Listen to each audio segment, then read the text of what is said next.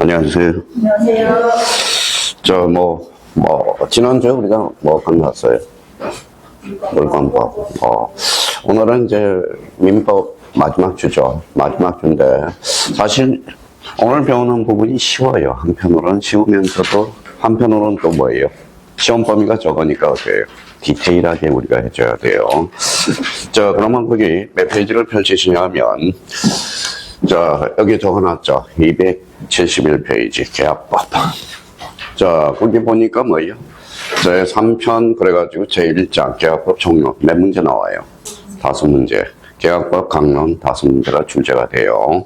근데 요 나오는 것은 이미 범위가 정해져 있어요. 자, 그러면 우리 한번 봅시다. 거기 하나 써봐요. 자, 계약법에 나왔으니까 계약에서 제일 중요한 것은 뭘까요?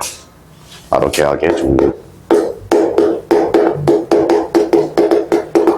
계약의 종류. 매년 직간접으로 해서 출제된 거 있고요. 자, 두 번째는 뭐예요? 두 번째와 관련돼서는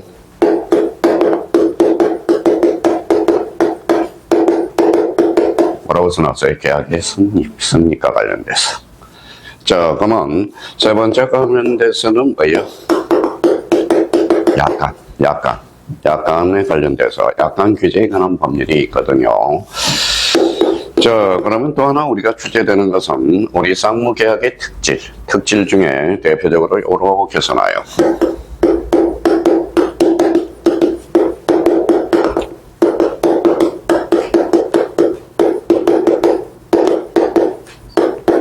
자, 계약 체결상의 가실책임. 자, 그러면 이제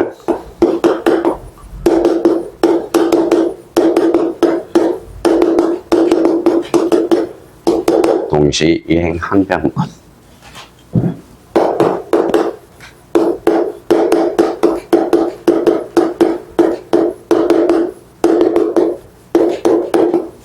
자, 제3자를 위한 계약.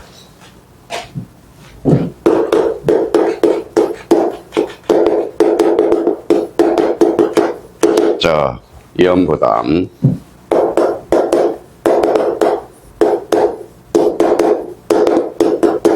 자, 해제와 해지. 딱 정해져 있어, 테마들이. 그럼 봐봐요. 계약법 총론 몇 문제 나오죠? 5문제. 그러면 총론 부분의 논점이 바로 요것들이에요. 그러면 몇 개인지 한번 봅시다. 하나, 둘, 셋, 넷, 다섯, 여섯, 일곱, 여덟. 8문제 중에 8테마 중에 5문제가 출제가 돼요. 근데 여기에서 반드시 출제되는 게 있어요. 한번 빼볼까요? 자, 그러면 동시이행 항변권 반드시 우리가 출제되고, 제3자를 위한 계약 반드시 출제되고, 이연부담 반드시 출제되고, 해제와 해지 반드시 출제되고요. 그러면 일단 총론 부분에서 하나, 둘, 셋, 네 문제는 확보가 돼 있어. 그러면 이제 나머지 부분에 대해서 한 문제가 출제가 된다고. 근데 시험 범위가 되게 적어, 계약법과 관련돼서. 원래는 봐봐요. 계약법 중에 우리 지난주에 배운 게 무슨 법이에요? 물권법. 오늘 배울 거는 원래 정확하게 말한다면 뭐예요? 채권법이야. 채권법 중에 뭐예요? 계약법 파트만 배우는 거야. 우리 공인중개사 중개계약을 해야 되겠죠. 근데 디테일하게 해야 돼. 시험 범위는 적은데 조금만 하면 만점 맞을 수 있는데 사람들이 설렁설렁해요. 그러니까 우리 일단 계약법 중에서 일단 확정이 돼 있어. 그러면 요 4문제가 확정이 돼 있으니까 나머지 요 4문제에 대해서 조금만 언급이 되면 되죠. 올해 여기에서 빠질 게 하나가 있어요. 뭘까요? 요거는 이제 출제 안 됩니다. 작년에 우리가 출제가 돼서. 그러면 이제 계약의 종류, 계약의 성립, 그 다음에 약간 요 셋 중에 65번 문제가 바로 요 셋 중에 하나라는 거야. 요거 끝나면 요게 나와. 요거 끝나면 요거 순서대로 나온다고. 그러니까 좀 디테일하게 하라고. 계약법은. 자, 그러면 디테일하게 하면 계약법 5문제는 무조건 맞출 수 있어요. 그러니까 요 부분에 대해서. 그러면 공통점은 뭐예요? 8개 공통점은 계약이죠. 그래서 계약의 종류를 정확하게 우리가 암기를 좀 해주셔야 돼. 계약의 흥립과 관련돼서는 이미 민법 총칙에서 배웠어요. 청약과 승낙의 합치를 가져왔을 때 계약의 성사가 되겠죠. 자, 그렇다면 이제 그러면 총론과 관련돼서 요 정도 우리가 이제 8개 테마 중에 5문제가 출제되고, 그러면 개혁법 강론 몇 문제예요? 5문제죠. 그러면 요것도 정해져 있어. 그러면 저 봐봐요. 매매. 자, 매매. 대표적으로 이제 매매가 출제되고요. 그 다음에 이제 대표적으로 이제 항매, 교환, 임대차. 요 3개가 바로 논점이에요. 임대차 관련돼서.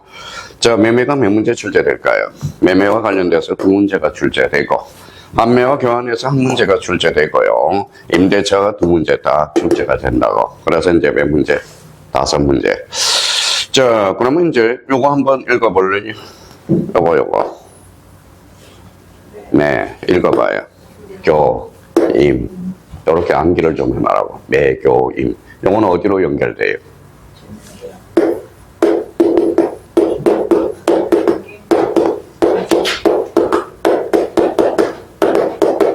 뭐라고 써놨어요? 중개 대상인 권리자. 중개 대상인 권리. 그러니까 그래서 우리 중개 대상인 권리에서 대표적으로 뭐가 있다? 재산권과 관련돼서 매매, 교환, 임대차. 요거라는 거예요. 그러니까 그래서 어떤 분들은 이제 중개 대상이 매, 교, 임 있는다고. 매매와 관련돼서는 이렇게 꼬리표를 붙여서 재산권이라고 써요. 재산권. 그러면 매매의 대상인 그러면 매매의 대상은 뭐예요? 재산권이야. 재산권. 재산권은 뭐가 있어요?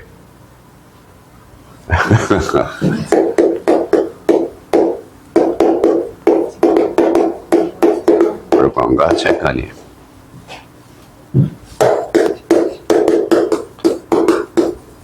봐봐요. 지상권은 중개 대상인 권리이다. 맞아요, 틀려요? 맞죠?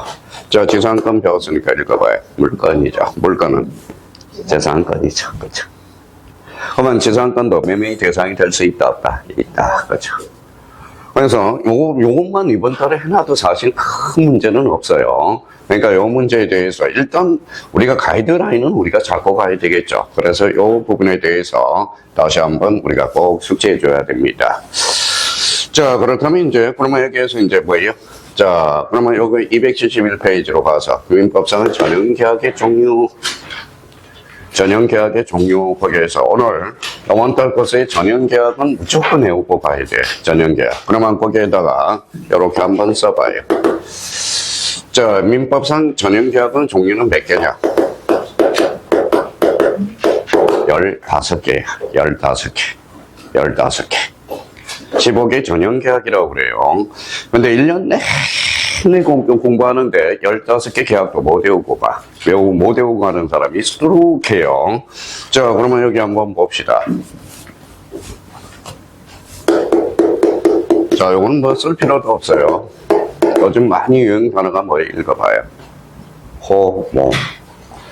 호모라는 게 있어요. 호모. 그 다음에 뭐예요? 조모. 자, 이거 포모인지 조모인지 한번 생각을 한번 해보시죠. 포모가 뭘까요? 포모가. 조모. 포모와 조모. 자, 그러면 저희가 포모간지 조모간지 그걸 우리가 한번 확인을 해둘 필요가 있어요. 자, 그러면 포모는 거기에다 써요.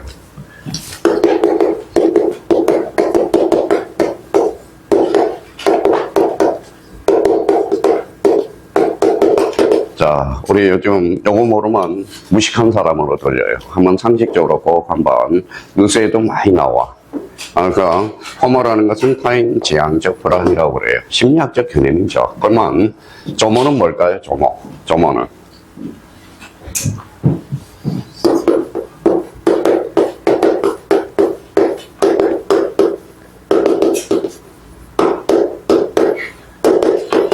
자, 자기 지향적 평온이라고 이야기를 하고 있어요. 자, 그러면 포모는 뭐라고 해요? 타인 지향적 불안. 자, 요즘 주식에서 돈 많이 벌어요? 안 벌어요? 벌죠? 몇 프로가 벌어요? 한 2%에서 3%. 어제 삼성 주식 몇 프로? 20만 전가, 20만 넘겼습니다. 그러니까 뭐 막 불안한 거야. 왜 불안해요? 남들은 돈 벌었다고 그러니까 어때요? 지금 빚을 얻어서 뭐라는 게 지금 너도 나도 뭐예요? 주식에 투자하고 있다라는 거야. 근데 우리 관점의 차이예요. 주식에 투자하면 뭐라고 그래요? 주식에 비투하면 투자라고 그래. 부동산에 비투하면 투기라고 그럽니다. 요즘 문제가 심각해져요. 그래서 요 포모라는 것은 내가 주식을 투자 안 했으니까 막 불안해. 그래서 빚을 얻어서 막 주식에 투자하고 있다고. 조모라는 것은 뭐예요? 자기지향적 평온이죠. 자기지향적 평온. 그러면 이거는 뭐예요? 자발적으로 남들 돈 벌어봐야 뭐예요? 얼마 벌겠어? 평온한 마음. 여기에서 뭐예요? 포모가가 있고 조모가가 있어. 한 두 분은 지금 제가 판단하는 것은 포모. 나머지 분은 조모야. 왜 그럴까요? 남들이 실력이 붙은 것 같아. 그러면 실력이 붙은 것 같으니까 자기가 계속적으로 대충 공부를 한 거야. 남들 간다. 나는 내 스타일로 공부를 간다. 이런 스타일로 받아야 돼. 그냥 남들은 알고 자기는 모르는 것 같아서 맨날 포모가. 그래서 요걸 뭐라고 써요? 타인지향적 불안이라고 그래요. 그러면 조모는 자기지향적 평온. 그 조모가 돼야 돼. 우리 공인중개사는 절대평가에 상대평가예요. 절대평가죠. 남들이 실력이 붙든 안 붙든 자기가 수업 들어가면서 꾸준히 자기하고 싸움이거든. 맨날 그래. 지각하는 사람 맨날 지각해. 수업을 빠진 사람 모든 핑계를 다 대요. 오늘 감기 들려서 오늘 집안에 무슨 일이 있어서 이렇게 돼. 그러니까 여기 지금 고정적으로 유지되는 사람들은 뭐라는 거예요? 이게 조모야, 조모. 나머지는 포모야. 불안한 거야. 불안한 거. 이거 둘 중에 어느 건지 자기가 한번 생각해 줄 필요가 있어요. 우리 포모가 되지 말고 조모. 공인중개사는 무슨 평가? 절대평가야. 그러면 이제 전용계약과 관련돼서 이제 올 사람은 다 왔네요. 그러면 전용계약의 종류, 요거는 반드시 잡고 가야 돼. 몇 개예요? 15개. 요거 이제 봐봐요. 지밀러 교수라는 게 있어요. 지밀러 교수라는 게 있어요. 이러면 안 돼. 교수님이 있어요. 돌아가셨는지 안 돌아가셨는지 확인을 안 했어요. 이 사람은 뭐예요? 평생 암기를 연구하는 사람이야. 어떻게 암기를 하면 잘하는가. 이걸 연구한 사람이 바로 지밀러 교수가 됩니다. 그러면 여기 한번 보시죠. 지밀러 교수는 몇 개 항목을 잘라서 하라고 그랬다? 7개 항목. 7개 항목을 잘라서. 그러면 지금 7개 안에서 공통점을 찾아내서 외워두는 게 가장 좋아요. 지금 몇 개예요? 15개. 그럼 따로따로 올려면 절대 안 외워져. 15개 올려면. 예, 그럼 봐봐요. 제가 책을 읽어봤으니까 몇 개? 7개. 그러면 우리 머릿속에는 파일이 몇 개? 파일이 몇 개? 7개. 7개. 왜 7개예요? 그렇죠. 봐봐요. 그러면 여기 이제 불안한 사람이 있죠. 월, 화, 수, 목, 금, 토, 일. 며칠이? 7일이죠. 그러면 다시 월요일날 들어와서 며칠째야? 8일째. 까먹는 것은 당연하다라는 거야. 근데 여기에서 자꾸 맨날 의문이 있어요. 너희들은 나이가 먹었으니까 암기가 안 된다. 천만의 말씀이야. 그러면 여기 봐봐요. 우리를 머리를 좋게 하는 방법이 있어요, 없어요? 있어요. 여기에 뭐가 있어요? 여기에 뭐가 있을 것 같아요?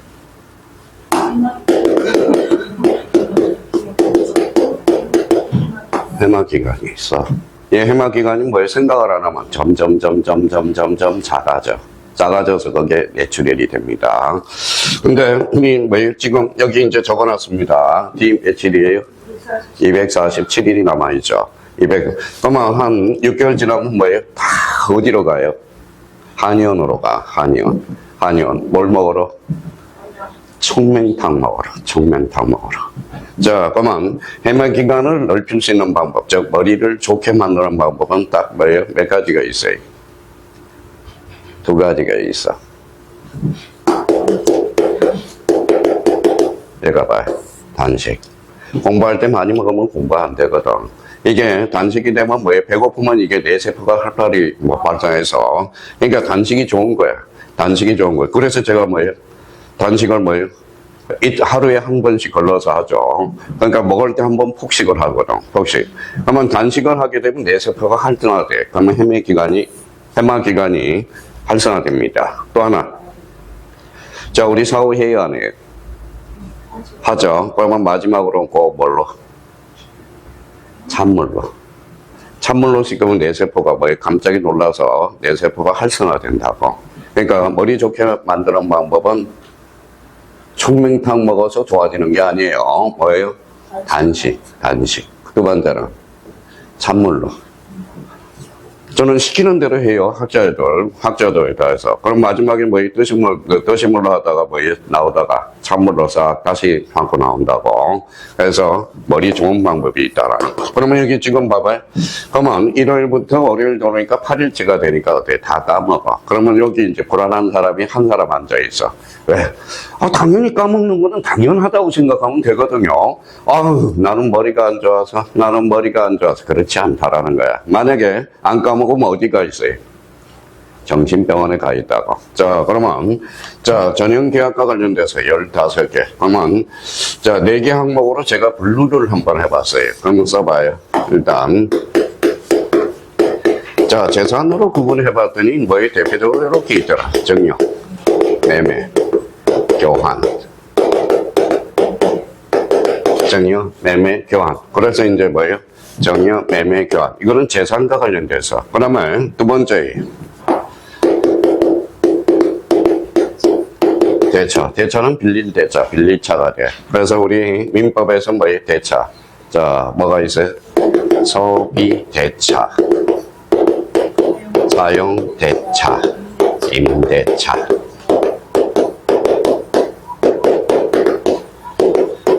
은행 가서 돈 빌리면 요거. 금전 소비 대차 계약이라고 그래. 금전 소비 대차 계약. 제가 오늘 계약서 쓰고 왔어요, 안 써왔어요?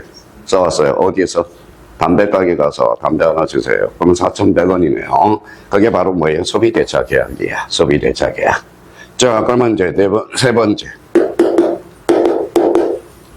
몸빵. 몸으로 때우는 거. 몸으로 때우는 거 대표적으로 뭐가 있을까요? 고용. 고용도 뭐라는 거냐? 몸으로 몸빵해야 되거든. 그 다음에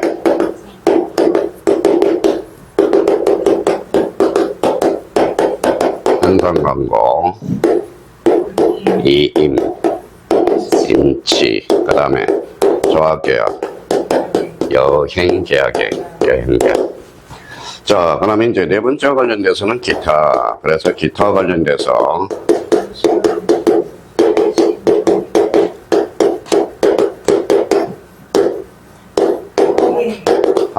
계약이 다 생략되어 있습니다. 세어보니까 하나, 둘, 셋, 넷, 다섯, 여섯, 일곱, 여덟, 아홉, 열, 열하나, 열둘, 열세, 열네, 열다섯. 저희 배울 때는 몇 개 전형계약이었을까요? 저희 법을 배울 때는 15, 14개였어요. 하나 늘어났어. 뭐 때문에? 여행계약이 하나 더 늘어났다. 우리 쌍팔년도 공부할 때 그때는 14개 전형계약이었어요. 그러면 일단 계약의 종류와 관련돼서 민법상 전형계약은 반드시 우리가 숙지를 해줘야 돼. 전형계약. 그러면 이제 재산과 관련돼서 읽어봐요. 정여, 매매, 교환. 그래서 읽어봐요. 매, 교. 그렇죠. 이렇게 숙지하든지. 소비대차. 그러면 소비대차, 사용대차, 임대차. 그러면 읽어봐요. 소, 사, 임. 이렇게 되는 거네. 몸으로 때우는 거, 고용계약이죠. 도급, 하청, 현상광고, 이임. 임이 뭐예요? 일을 맡기는 거죠. 임치라는 것은 물건을 맡기는 거. 문선계약이 조합, 여행계약, 기타는 종신정기금. 이게 이제 현대판 모기지론과 비슷한 유형을 가지고 있는 게 종신정기금이야. 제가 5억을 재산을 가지고 있어요. 그럼 5억을 가지고 있으면 어때요? 내가 죽었다. 그러면 애한테 매달 200만 원씩 맡겨놓고 돌려줘라. 이게 바로 일종의 종신정기금. 교통사고가 났어요. 무슨 계약이죠? 아예계약. 이거는 무조건 외워야 돼. 근데 전형계약과 관련돼서 그러면 이제 여기에서 시험 범위는 우리가 배우는 것은 시험 범위는 요거야. 요거. 읽어봐요. 매매, 교환, 임대차. 그죠? 이거는 중개 대상인 그 계약이거든. 중개 계약과 관련돼서 매매, 교환, 임대차. 그래서 우리 수강생들은 뭐예요? 이렇게 외운다고. 매교임. 이렇게 외워 숙제한다고. 그러면 15개 전형 계약은 무조건 외워야 돼. 그러면 이런 문제가 나왔을 때 자기가 풀어헤칠 수가 없어요. 봐봐요.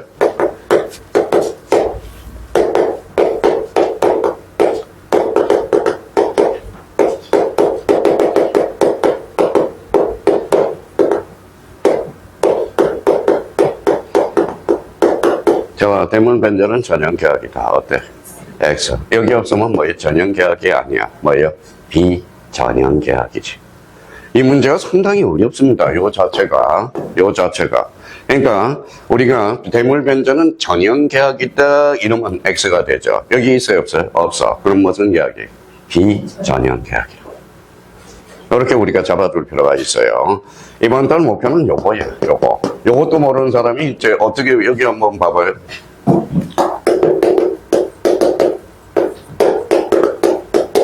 뭐라고 써놨어요? 금융계약서. 금융계약서는 계약이어야 돼. 그럼 2단계는 부동산이어야 돼.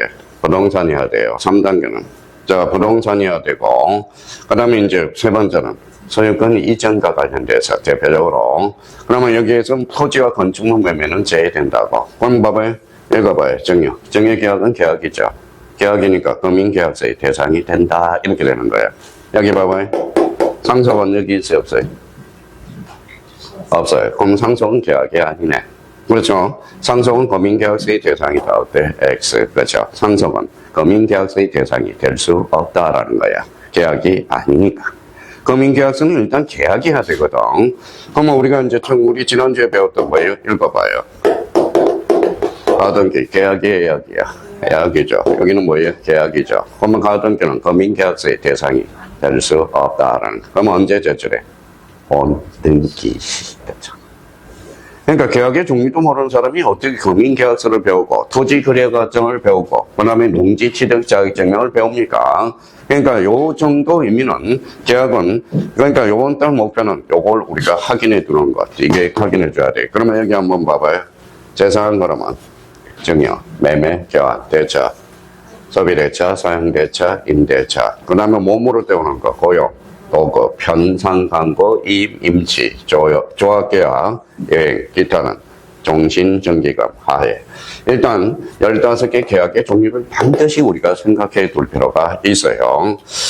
자, 계약의 종류와 관련돼서 이제 그러면 계약의 종류에 대해서 넘겨서 하나씩 우리가 보도록 하죠. 자, 그러면 이제 봅시다. 자, 계약의 이제 승리과 관련돼서 가이드라인이 있고요. 자, 요 부분에 대해서 우리가 이제 한번 찾아봐요. 계약의 의 부분이 있고, 자, 강의 계약이 있고요. 자, 약간의 계약, 약간 규제에 관한 법. 요거는 별표 하나 딱 해놓고, 아까 미리 우리가 살펴봤죠. 자, 그러면 이제 우리 문제 1번 문제가 64번까지가 물권법이니까 문제. 자, 65번부터 계약법이 문제가 출제가 되고 있거든. 그럼 문제 65번은 뭘까요? 셋 중에 하나야. 셋 중에 하나. 뭘까요?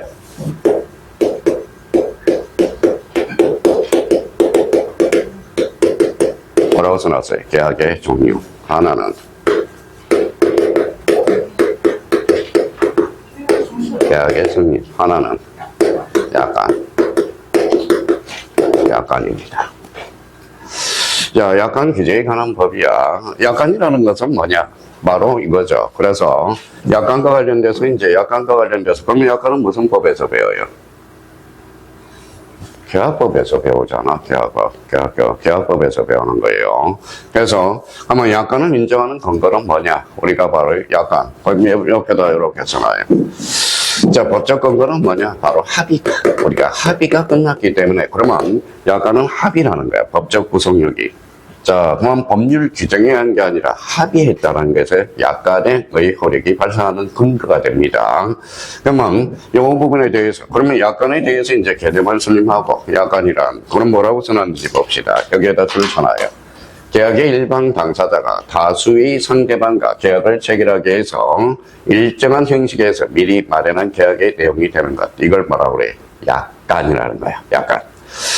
자, 약관과 관련돼서 올해 과연 12년 차마다 거의 한 번 나오는데 올해가 출제될 때가 딱 1번 문제가 약관 규제가 나올 때가 됐어요. 그 중에서 제일 우리가 잡을 거는 여기 약관의 구성력과 관련돼서 구성력의 근거 요걸 발표 하나 딱 해놓고 자, 계약설이라는 거야. 계약이라는 거. 계약이라는 것은 뭐예요? 자, 그러면 합의를 했다라는 거예요? 안 했다라는 거예요? 했다라는 거죠. 그러면 여기에다 행광편 쳐놓고 계약설, 통설 판례야. 그러면 여기에 대해서 합의라는 거야. 합의에서 약관이 계약의 내용이 편입되었기 때문에 법적 근거가 돼요. 그동안 제일 많이 출제되는 게 바로 약관의 구성력과 관련돼서 이걸 우리가 잡아둘 필요가 있고요. 자, 나중에 이제 그러면 약관은 또, 자, 약관에 이제 자주 출제되는 것은 우리 특히 공인중개사에서 자주 출제되는 것은 뭐냐? 이 부분을 찾아봐요. 자, 이 부분에 대해서 읽어보면 딱 이해가 되는데, 자, 요거 찾아봐요. 274페이지.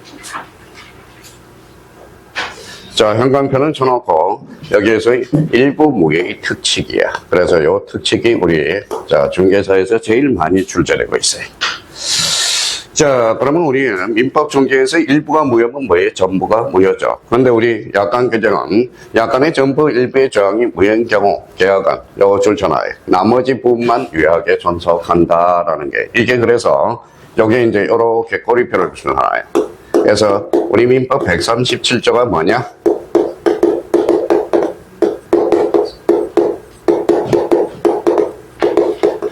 뭐라고 써놨죠? 일부 무효의 법리야. 일부 무효의 법리. 일부가 무효면 전부가 무효거든. 근데 약관은 일부가 무효라 해서 전부가 무효가 아니야. 나머지 한도 내에서 유효할 수 있다. 이게 바로 그러면 137조 일부 무효에 대한 뭐라고 써놨냐면 읽어봐요. 뭐라고 써놨죠? 예외라는 거야. 예외. 그래서 예외를 뭐라고 그러느냐? 바로 특칙이라고 그러는 거야. 특칙. 그러면 나머지 부분에 대해서는 이제 읽어보면 다 해놓고 그렇게 포인트를 우리가 달아놓을 필요가 있어요. 그러면 결론적으로 일부 무효의 특칙.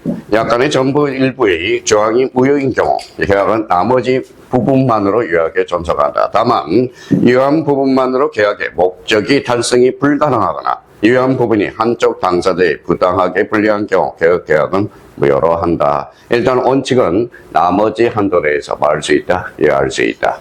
그래서 우리 민법 137조가 뭐냐? 일부 무효의 법리로서 바로 일부 무효의 특칙으로서 우리 시험에 자주 출제되니까 이 부분에 대해서는 잡아놓으라는 겁니다.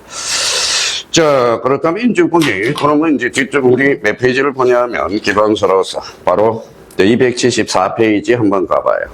4페이지 맨 하단에 뭐가 있어요? 계약의 종류 여기 나와 있네요.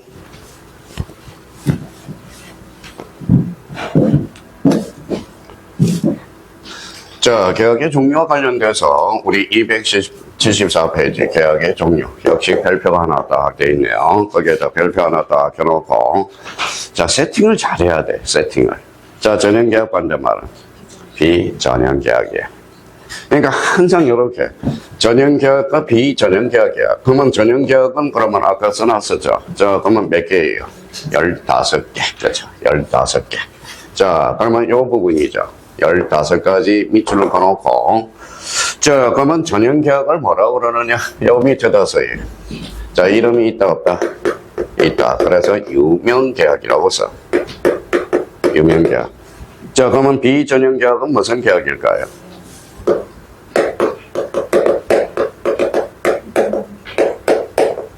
무명계약이야. 무명계약.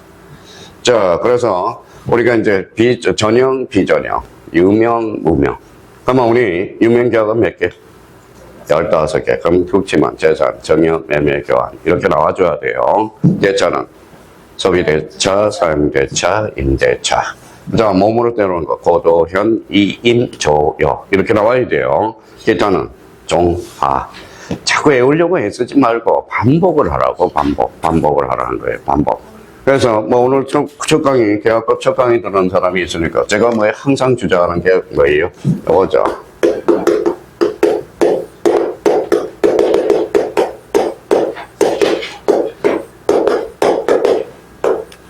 자, 지난번에 명준 씨가 맞췄으니까 이거 한번. 자, 안개는 이해가 아니라 뭐예요? 뭐가 들어가요? 반복이 들어가죠.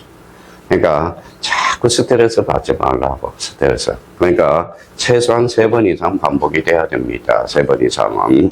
그러니까 공인중개사는 그러면요. 절대평가의 상대평가예요. 절대평가라는 거. 그리고 또 하나는 객관식, 주관식. 객관식이야. 주관식은 눈 감고 외워야 돼요. 근데 우리 주관식은 뭐예요? 눈 감고 외워야 되지만 객관식은 눈 뜨고 외우라고. 그러니까 사실 공인중개사 불합격, 합격 이게 중요하지 않아요. 자기가 스스로 뭐라는 게 불합격했다 그러면 이거는 불성실한 거야. 저는 그렇게 판단해요. 35년 동안 강의를 하면서. 이게 뭐라는 거예요? 이게 공인중개사는 엉덩이만 가지고 있으면 다 돼. 엉덩이만. 그래서 부지런히 읽고, 부지런히 문제 풀고, 그러면 누구나 다 합격할 수 있어.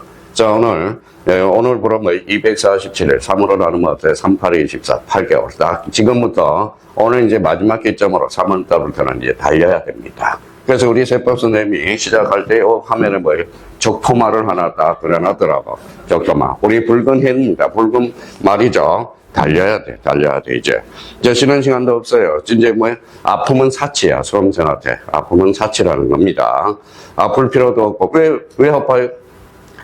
왜 감기가 걸려? 공부 안 하고 딴 데 가 있으니까 감기가 걸리지. 무슨 말씀인지 아시겠죠? 아니, 공부만 하는데 감기 걸릴 이유가 없어. 그러니까 공부를 안 하고 딴 데 가니까 감기 걸리죠. 그러니까 또 이런 분도 있죠. 애라는 것은 있어요. 애라는 것은 있어. 그렇지만 이제 달려야 돼요. 반복을 해줘야 돼. 그러면 이제 세팅을 우리가 항상 해야 돼. 저녁, 비저녁. 저녁 계약은 몇 개? 15개. 그러면 우리가 계속 하잖아. 이제 재산금은 특징은 정매교. 그 다음에 소비대차, 대차계약은 소사임, 몸, 보도현, 이임, 조여, 기타는 종화. 이렇게 딱딱 나와야 돼.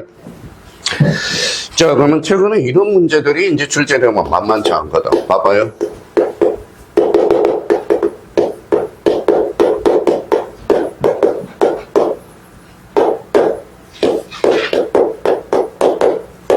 이게 이제 최근에 출제된 문제야. 전형계약 몇 개? 15개죠. 저도 습관이 들어서 14개로 자꾸 적어요. 옛날에 EBS 강의하는데 인감증명 유효까지 몇 개월이? 과거에는 6개월이었거든. 6개월. 지금은 3개월이에요. 방송 강의하다가 갑자기 인감증명 유효기간 6개월. 그래서 NG를 했어요. 그래서 다시 재촬영이 들어갔다고. 그러니까 이게 말이 우리가 패턴이 있다라는 거야. 우리 자꾸 14개 그러다 보니까 입에 올라서 그래. 14개. 그러면 결론적으로 우리 15개 전형계약이죠. 그러면 15개 아닌 것은 뭐예요? 비전형계약이죠. 그러면 중개계약은 있어, 없어? 없어. 그럼 전형계약이 아니라 비전형계약이죠. 그러면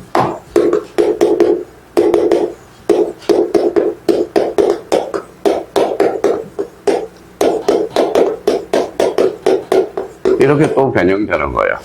중개계약은 유명계약이다. OX, X. 유명계약은 몇 개? 15개. 그러면 유명계약 아닌 것은 무명계약이죠. 비전형계약이죠. 그러면 준형계약은?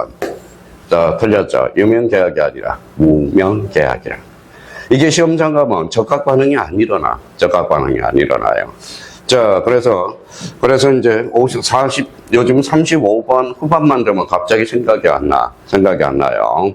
그리고 우리가 애를 낳으면 뭐예요? 여자들이 세포가 죽어. 그렇죠. 세포가 죽어요. 그러면 생각해봐요. 우리가 IQ 150이 뭐예요? 애 한 번을 넣으면 120으로 떨어져. 한 번 더 넣으면 20도 떨어져요. 한 번 더 넣으면 80으로 떨어져. 그러니까 이게 어쩔 수 없어요. 순간적으로. 그렇다면, 이런 것들, 그럼 시험장에서 갑자기 물어봤을 때, 생각이 안 나. 그럴 필요가 없다. 자주 익숙할 수 있도록 우리가 잡아야 되고요. 그러면 여기 봐봐요. 2번. 쌍무계약과 편무계약이야. 쌍무계약과 편무계약. 쌍무라는 것은 쌍방이야, 쌍방. 그러면 편무계약은 일방이야. 그러면 대표적으로, 거기에다 뭐예요? 이렇게 한번 적어봐요. 쌍무라는 것은 뭐예요? 바로, 매매는 쌍무계약, 정연은 편무계약이에요. 정연은 편무계약이에요. 그러니까 쌍무 반대말은 편무 대비돼서. 그럼 여기에 대해서 그러면 저희가 줄을 딱 그려서 여기에다가 쌍방 여기에다 형광펜 딱 적으면 되네. 현무계약은 뭐예요? 일반 가서 일반. 대표적으로 예를 들면 매매는 무슨 계약이에요? 쌍무, 정유는 현무계약이야. 자, 그러면 그 옆에다 이렇게 하나 써봅시다.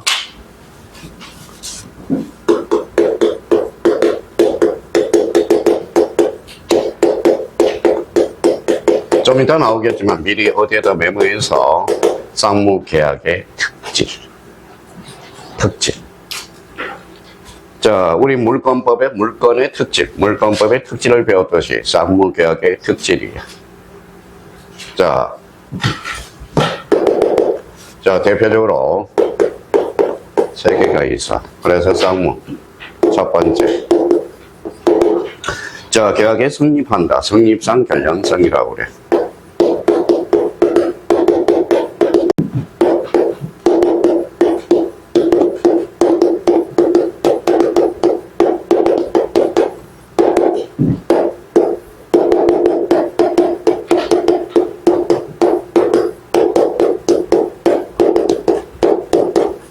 결량성 이렇게 됩니다.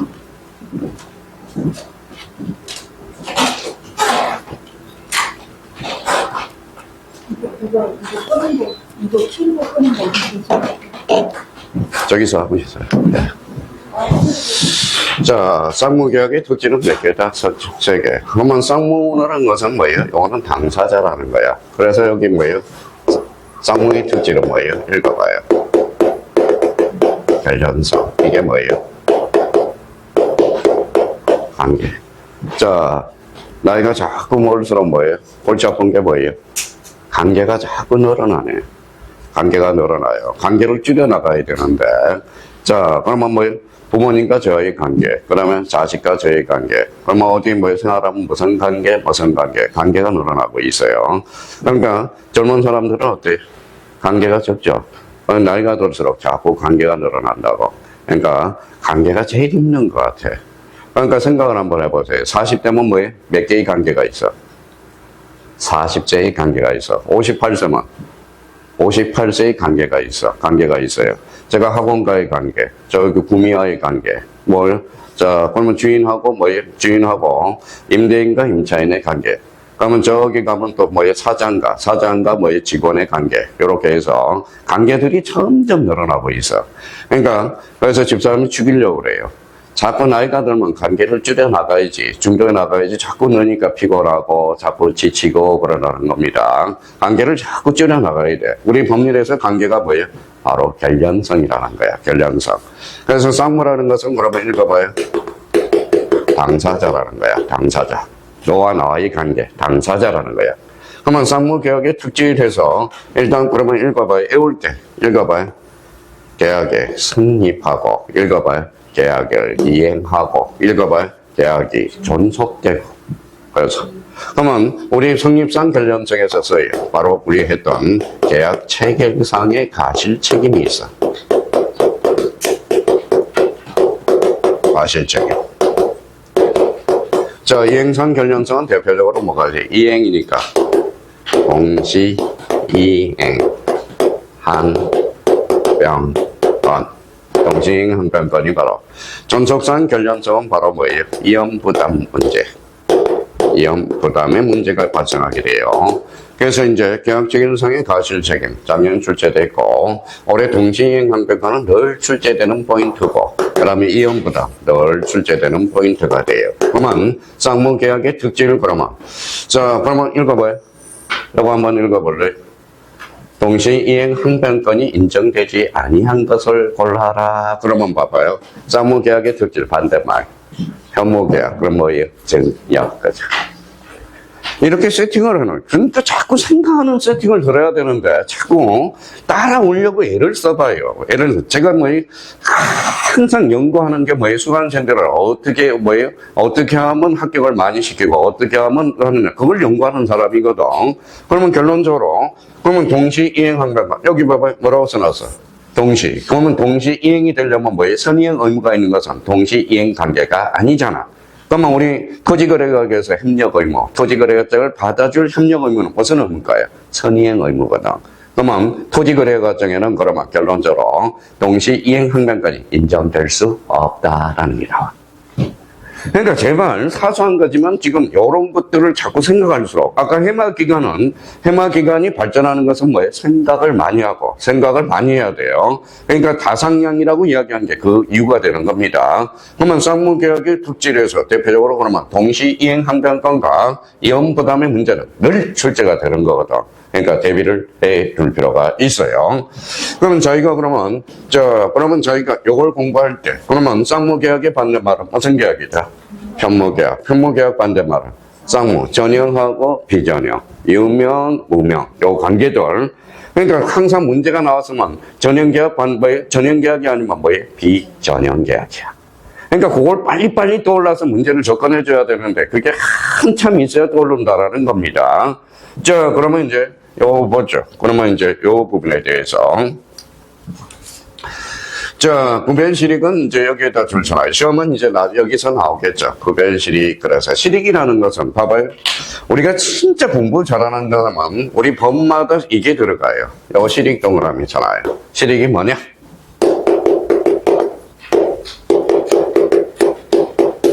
뭐라고 써놨어요? 법률상 그래서 요거 동그라미 쳐놔봐요. 이게 법익이야. 법익. 이게 다른 말로 실익이야.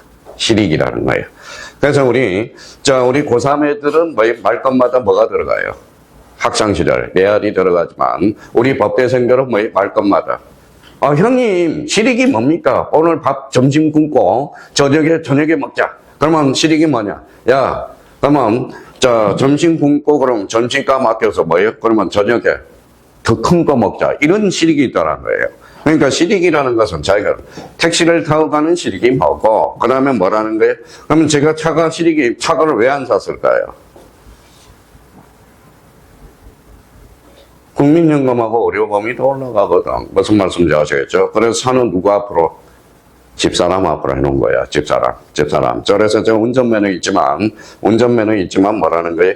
운전 한 번도 못 해봤어. 한 번도 못 해봤어요. 그래서 지금 장롱면허야, 장롱면허. 그래, 녹색면허예요.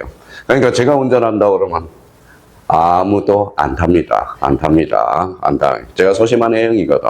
뒤에서 빵빵거리면 채워놓고 막 따지러 가요. 네가 먼저 가라고. 그러니까 이제 실익이 뭐냐? 법익을 생각해도. 그러면 쌍무개혁에 있어서 여기에다 이제 줄잖아요. 흥강편. 동시이행항변권, 이혼부담의 문제가 생기지만 편무개혁은 원칙적으로 이러한 문제가 생기지 않는다라는 거야. 그러면 결론적으로 쌍무개혁의 특질금은 아까 뭐라고 그랬어요?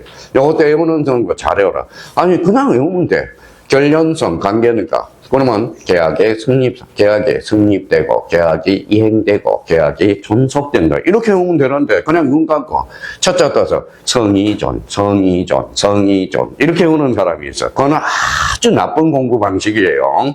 우리가 이제 나중에 암기가 잘 안 되면 자기만의 테크닉으로서 첫자 떠서 암기하는 방법도 있지만 처음부터 암기해서 우리가 암기해서 첫자 떠서 암기하는 습관은 아주 나쁜 습관이라고. 그러니까 제가 첫자를 따주는 것은 어때요? 이거는 자주 나오는 문제들이거든. 그러니까 이 부분에 대해서 잡아놓고 앞으로 공부할 때 실익이 뭐냐? 그걸 생각해 둘 필요가 있다라는 겁니다. 자, 그러면 이제 다음 파트가 뭐냐? 자, 유상과 무상. 자, 유상과 무상은 뭐라는 거예요? 요거는 이거 봐요. 대가성이 있다 그러면 유상, 대가성이 없다 그러면 무상이라는 거예요. 무상이라는 거, 그걸 우리가 의미를 잡아줄 필요가 있어요. 자, 그러면 유상무상 개혁은 어디에서 쓰이느냐? 이제 중요한 거죠. 유상 반대말은 무상. 그러면 여기 이제 봐봐요. 그 옆에다 하나 써요. 참고 표시로 해서.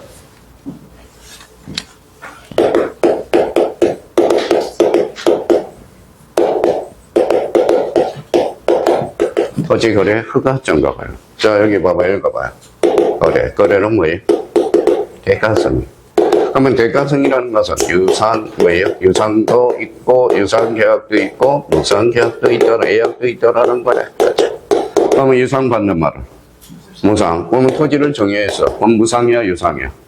정의는 무상이죠. 그럼 토지거래 과정은 전파할 필요가 없다. 자, 그러면 범위는 좀 축소해 놓을 필요가 있어요. 그러면 여기 뭐예요? 여기에다 써요. 소유권과 뭐예요? 시상. 그럼 결론적으로 우리 유상계약과 무상계약은 대가성에서 나오는 거야. 대가성. 그러면 권리는 뭐예요? 읽어봐요.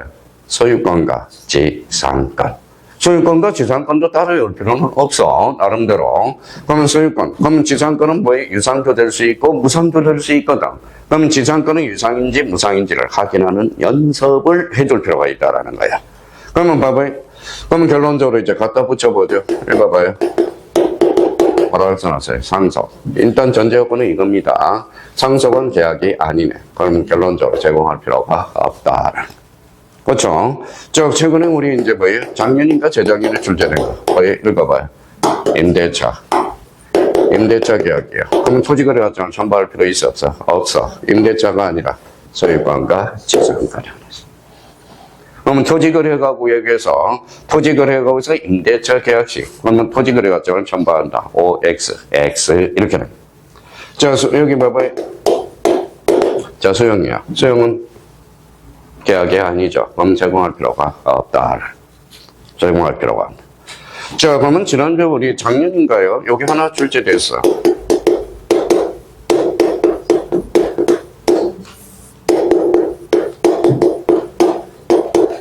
자, 진정명의 회복 등기가 출제됐어요. 그러면 진정명의 회복. 그러면 진정명의가 회복되는 거야. 그럼 지집 돌아가? 집땅 돌아가? 그러면 대가성이 있어 없어? 없어. 그럼 진정명의 회복 등기는 제공할 필요가 없다. 왜? 대가성이 없기 때문에. 진정명의. 자기 앞으로 돌아가거든. 자, 그러면 뭐라는 거예요? 그러면 우리 이제 등기법에서는 뭐예요? 진정명의 회복 등기하고 특히 뭐가 많이 출제될까요? 보자. 읽어봐요. 등기 읽어요. 예약이네. 그러면 제공해줘야 되겠네. 그럼 본등기에는 따로 제공할 필요가 없다. 그렇죠. 그러니까 계약도 모르는 사람이 어떻게 서류를 우리가 합니까? 그런 측면에서. 그래서, 그러면 결론적으로 그러면 저희가 이제, 자기가 정을 들으라고. 자꾸 기본세에 정을 들이라는 것은 낙서를 해놓으라는 거야, 낙서. 낙서도 너무 많이 하면 나중에 두 번째, 다음 달에도 봐야 되는데, 뭐에 헷갈리니까. 그러면 봐봐요. 여기 가서 유상계약이네, 유상계약. 그러면 여기 서로 대가적 의미 있는 재산을 재산을 내놓는 계약이네. 자, 무상계약은 당사자 일방망이 거부를 하거나 당사자 쌍방이 거부를 하더라도 거부 사이에 대가적 의미가 없는 계약. 뭐예요? 바로 증여, 사용, 대차례.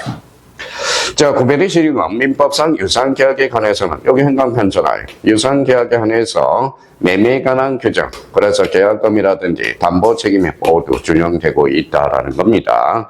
그래서 여기 이제 시험 문제 나오는 거야. 시험 문제 나오는 거고. 그러면 저희가 그러면 유상 반대말은 무상이야. 무상 반대말은 유상. 그걸 잡아야 돼요. 자, 그러면 이제 거기 밑에 요거 도표가 있을 거예요. 자, 요 도표. 좀 흐려서, 제가 그리려고 그랬더니 도저히 안 그려져서 그대로 책을 거 있는 거 따왔어요. 그러면 봐봐요. 자, 그 옆에다 하나 써봐요. 자, 그러면 포항 단계예요. 자, 그러면 쓸 필요 없이 봐봐요. 자, 이렇게 되어 있을 거예요. 쓸 필요 없네, 저도. 자, 여기에 쌍무계약이야. 여기에 무슨 유상계약이야. 그러면 쌍무계약은 언제나 유상계약. 맞아요? 맞죠? 유상계약은 언제나 쌍무계약이다. 어때? X야. 요 부분이 아니잖아. 이놈이 사고 치는 게 있어. 그래서 봐봐요. 쌍무계약은 모두 유상계약이나 유상계약이 모두 쌍무계약인 것은 아니다. 요 놈 때문에 그래. 요 놈 때문에. 요 놈 때문에. 써놔요. 현상광고 때문에. 현상광고. 그래서 현상광고가 그래서 시험에 자주 출제돼요. 그래서 한번 그러면 생각을 한번 해봐요. 자, 수업 들으면서 저기 인터넷 들어가면 신인 작가들 발굴하는데 현상 공고를 하고 있어. 그래서 작품을 출판해서 공인중개사 준비하면서 또 작가가 될 수 있다고. 저도 항상 거기 들어가서 오늘 무슨 말을 한번 쓸까? 제가 논설위원이니까 논설위원이에요. 유명한 신문은 아니지만, 그래도 그게 대해서 썼어요. 포모와 조모의 관계를 우리가 한번 말해서. 그러면 결론적으로 지금 현재 상태는 우리가 포모가 너무 대한민국은 휩쓸리고 있다라는 거. 우리가 나머지, 아까 뭐라고 그랬어요? 조모라는 것은 자기 제한적 평온을 나타내. 공부를 하면서 뭔가 하나 알아가고 있다. 이걸 편안하게 마음을 먹으라고요. 남이 다 아는 것처럼 느끼지만 막상 시험 보면 또 점수가 안 나오거든. 그러니까 자기 스타일을, 자기 페이스를 놓치지 말라는 거예요. 247일 동안. 그러면 여기에 대해서 그게 이제 작품을 출품하는 게 무슨 광고예요? 현상 광고가 있어요. 그거 한번 잡아놓고 또 하나 여기다 적어놔요. 자, 그 옆에다 이렇게 그림 하나 그려놔요. 무상계약은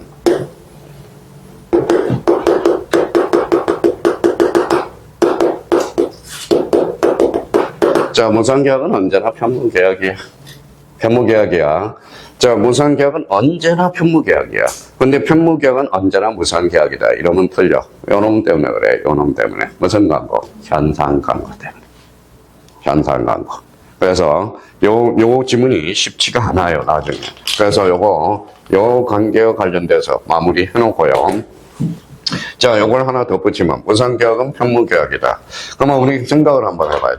자꾸 까먹으니까. 자, 요거 읽어봐요. 쌍유, 그래, 생유, 그러라고. 생유, 관관유. 요거는 뭐예요? 오늘 뭐 별일 없었어요? 없었어요. 그럼 무편해서, 무편 관계. 자, 그래서 요런 관계를 한번 따져둘 필요가 있어요. 갑자기 시험장 가면 봐봐요.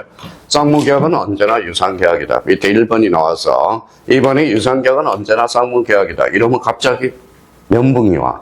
그러니까 요 그림 관계를 우리가 따져둘 필요가 있어요. 그래서 요 부분도 하나 잡아놔. 그러면 봐봐요. 자, 정의는 그러면 정의는 편무야, 무상, 편무야, 쌍무야.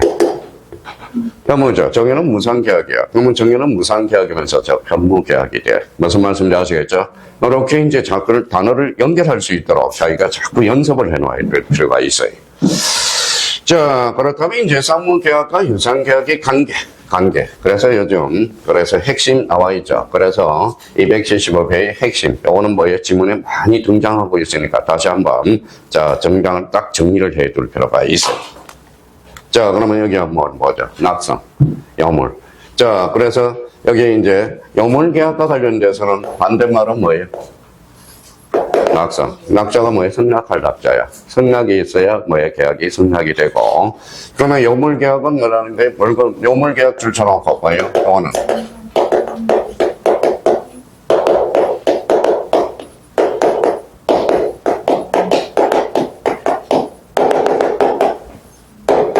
자, 합의만 된다 해서 여물계약은 되는 게 아니야. 물건의 인도까지 요예. 물건에. 그러니까 물건을 효하는 거야. 자, 그러면 봐봐요.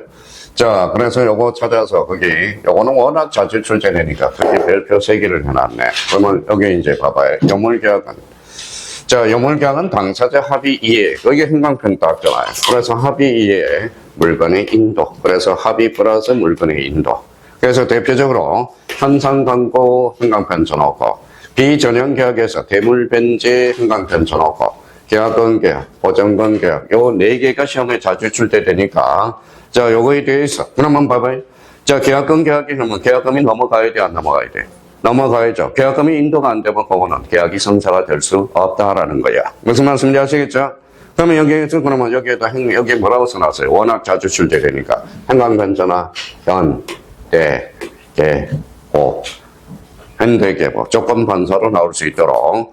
그러면 현대계보, 그래서 여기에서 이제 안 되겠다 싶어서 현대계보 하니까 이맘때 처음 온 사람들은 잘 못 알아듣더라고. 민청에서 이미 한번 했으니까. 그래서 여기 현대계보. 앞으로 이렇게 해서. 자, 그러면 현이 뭐예요? 한강거, 대물변제. 그 다음에 계약관 계약. 그 다음에 보증권. 실력이 있는 사람은 벌써 뭐예요? 현상관과하면 물건을 하는구나. 여기 읽어봐요. 대물변제도. 합의 플러스 물건이 인도가 돼야죠. 그게 대물변제. 읽어봐요. 이제 실력 있는 사람은 여물계약. 여물계약이라고 있는다. 여물계약. 거기에 이제 단계에 들어가기 전에 워낙 많이 출제돼서 4개를 딱 정립해 둘 필요가 있어요. 그러면 우리 암기코드 하나 정해놨어요. 읽어봐요. 현, 대, 계보. 현이 뭐예요? 현상광고, 대물변제, 계약권 계약, 보증권 계약. 자, 근데 여기에서 이제 조심할 거는 거기에다 써요. 자, 그 밑에다가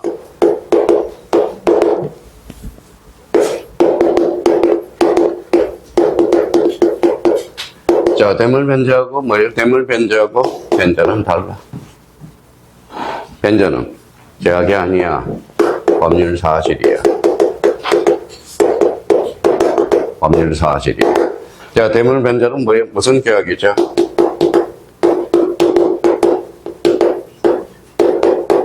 비전형 계약이죠. 비전형 계약이니까 대물 변제는 결론. 읽어봐요. 법률 행위가 되는 거예요. 너무 헷갈려, 나중에. 그러면 이제 자기가 책을 읽을 때, 그러면 변제는 돈을 갚는다는 사실, 즉, 법률 사실이야. 그러니까, 변제, 그러면 법률 사실. 대물 변제는 비전형 계약이죠. 그래서 이게 법률 행위가 되거든. 그러면, 그래서 변제하고 대물 변제는 착각하면 안 돼. 다른 말이야.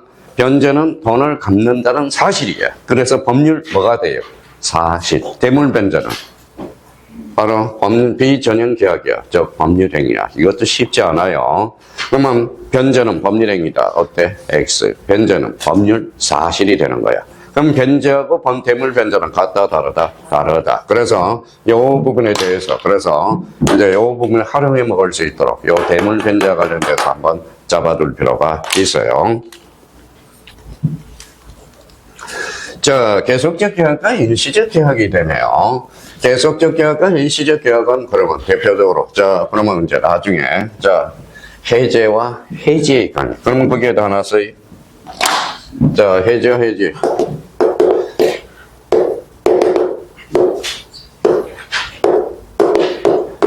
해제와 해지.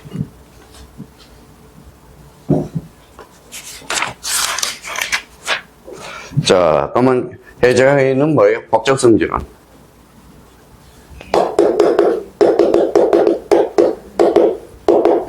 이게 단독행위야. 단독행위야. 단독행위 법적 성질은 해지는 어디에서 사용되느냐?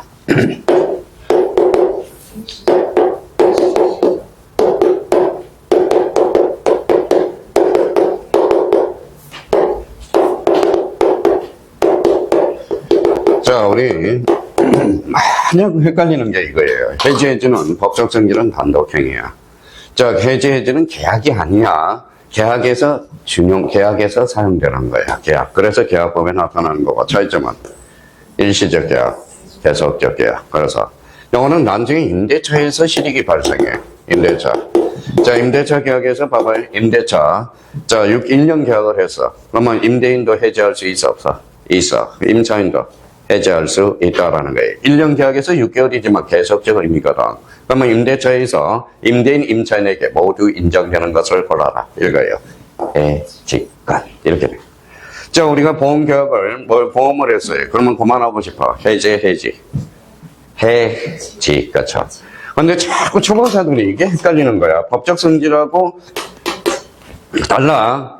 해지는 단독행위야. 법적 성질은. 근데 어디에서 사용된다? 계약에서만 사용돼. 그러면 여기는 무슨 계약이다? 일시적. 요거는 계속적. 그래서 그러면 여기에서 이제 요거하고 우리 잠시 쉬었다 보죠. 계약의 효과로서 발생하는 채권 관계가 계속적으로 실행되는 것을 계속적 계약이고, 목적물의 인도나 대금의 지급이 있으면 계약의 목적이 실행되는 일시적 계약이다. 그래서 임대차 고용 계속적 계약이죠.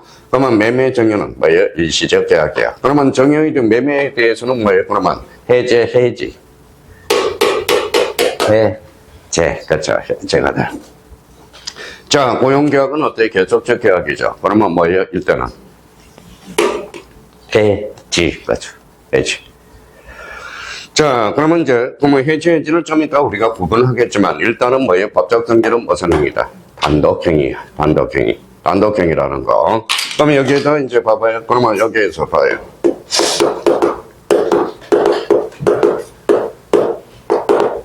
건자가 붙어서 해제권. 세자로 건치면.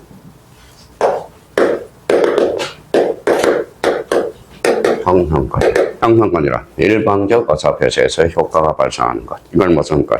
형성권이라. 형성권이야. 그러면 해제는 뭐예요? 단독행위죠. 단독행위. 그래서 봐봐요. 그러면 해제는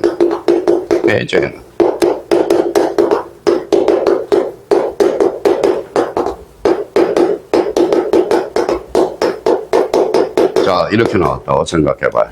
뭐라고 해놨어요? 부관. 누가 부관? 당사자. 그럼 쌍방이에요, 일방이에요? 쌍방. 해제는 단독행위, 일방이네요. 그러면 일방, 쌍방 다르죠. 그러면 해제는 부관을 붙일 수 없다. 자, 해제는 그러면 무슨 행위죠? 단독행위니까 처분 능력이 있어야 돼, 없어야 돼? 있어야 돼. 그러면 대리인도 해제할 수 있다. 어때? X. 처분 행위는 왜 본인만 할 수 있다라는 거예요.